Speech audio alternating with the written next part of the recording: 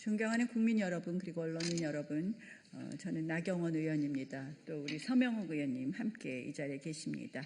저는 오늘 국가가 철제 외면해온 국민의 고통을 함께 알리고 무너진 국가의 책임을 다시 묻기 위해 코로나19 백신 피해자 가족 여러분과 함께 참담한 심정으로 이 자리에 섰습니다. 벌써 5년이라는 긴 세월이 흘렀습니다. 여기 계신 분들은 국가를 믿고 정부의 지침에 따라 코로나 백신을 강제 접종했습니다. 그리고는 사랑하는 가족을 잃거나 심각한 부작용으로 하루하루 벼랑 끝의 고통에 살고 계신 분들입니다. 전남의 한 군청에서 23년간 헌신했던 가장은 현장 대응 인력으로서 백신을 맞고 불과 열흘 만에 죽음으로 돌아왔습니다. 남편을 잃은 아내는 어린 새 아이 앞에서 소리내어 울지 못하고 거리를 헤매야 했습니다. 이 참혹한 희생 앞에서 국가는 과연 무엇을 했습니까? 최근 정부가 백신 부작용 15개 질환 추가 인정을 발표했습니다. 하지만 이는 피해자들의 깊은 고통을 실질적으로 치유하기에는 턱없이 미흡한 조치에 불과합니다. 작년에 특별법을 제정하여 폭넓은 피해 구제를 명시했음에도 불구하고 정부는 여전히 협소한 기준 뒤에 숨어서 국가의 책임을 축소하려는 행정 편의주의적 태도를 버리지 못하고 있습니다. 입법의 본래 취지를 외면한 채 단편적인 시혜를 베풀듯 발표하는 것은 피해 국민에 대해 합당한 도리가 아닐 것입니다. 무엇보다 뼈아픈 것은 국가가 피해 국민을 대하는 비정한 방식입니다. 지난 1월 사법부는 백신 접종과 사망 사이에 인과관계를 인정하며 유가족의 손을 들어주었습니다. 그러나 질병관리청은 국내 굴지의 대형 로펌까지 동원해 항소를 제기하며 유가족을 다시 법정으로 끌어내고 있습니다. 의학적 문헌이 부족하다는 이유로 입증 책임의 굴레를 유가족에게 전가하고 사법부의 판단마저 부정하는 것은 행정이 국민을 상대로 벌이는 참담한 행정폭력입니다.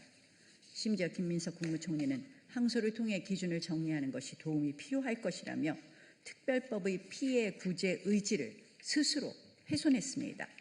이는 국가의 책임을 방기한 것을 넘어 유가족의 상처에 소금을 뿌리는 무책임의 극치입니다. 왜 국민의 생명이 차별받고 그 희생이 정치적 계산에 따라 다르게 취급되어야 합니까?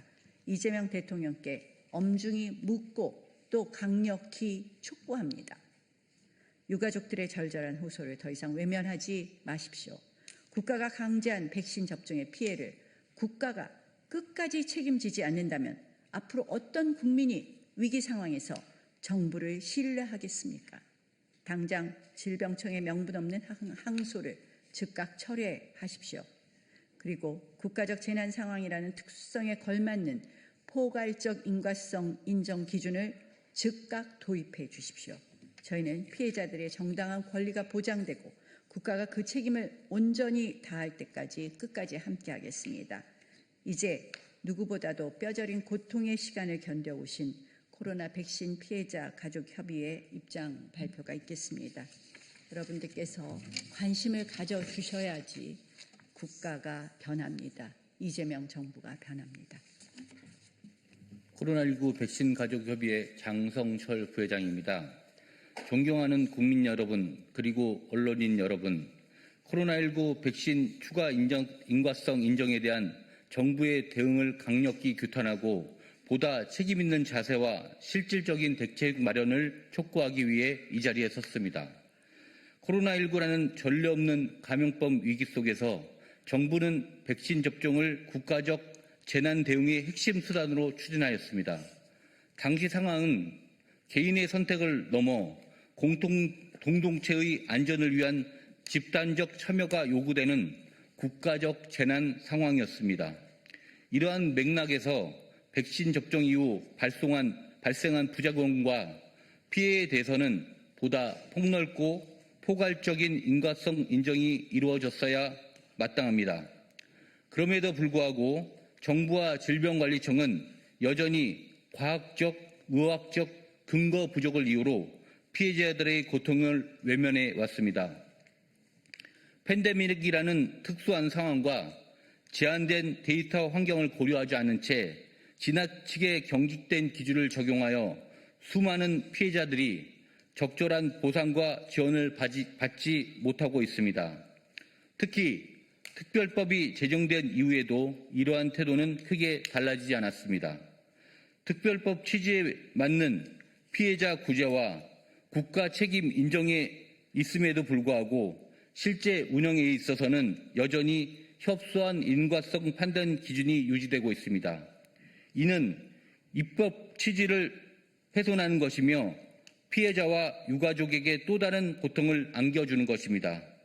더 나아가 일부 대법원 판례와 하급심에서 피해자 승소 사례가 등장하고 있음에도 불구하고 정부는 이에 대해 적극적으로 수용하기보다는 항소로 대응하고 있습니다. 이는 국가가 스스로 책임을 회피하려는 모습으로 비춰질 수밖에 없습니다. 또한 질병관리청은 실질적인 인과성 인정 확대나 피해 구제에는 소극적인 태도를 보이면서도 경미한 부작용 인정 사례를 부각시켜 언론 홍보에 활용하고 있습니다. 이는 본질을 흐리는 행위이며 피해자들의 절박한 현실을 외면하는 매우 부적절한 대응입니다. 우리는 다음과 같이 요구합니다. 하나, 코로나19 백신 부작용에 대한 국가 재난 상황이라는 특수성을 반영하여 포괄적 인과성 인정을 기준을 마련하라. 둘, 특별법의 취지에 부합하도록 피해자 중심의 유연한 심사 체계를 즉각 도입하라. 셋, 법원의 판단을 존중하고 불필요한 항소를 즉각 취하하라. 넷, 보여주기식 홍보가 아닌 실질적인 피해 구제 대책을 마련하라. 국가는 국민의 생명과 안전을 지킬 책임이 있습니다. 그 책임은 위기 상황에서 더욱 무겁게 작용합니다. 이제라도 정부는 피해자들의 목소리에 귀 기울이고 질병청은 재심의 시작 전 보상위원회와 재심위원회 위원들에게 특별법의 취지를 잘 설명하고 이해할 수 있도록 교육과 피해자들의 입장을 전달할 수 있는 시간을 마련하고 책임있는 자세로 정책을 전환해야 합니다.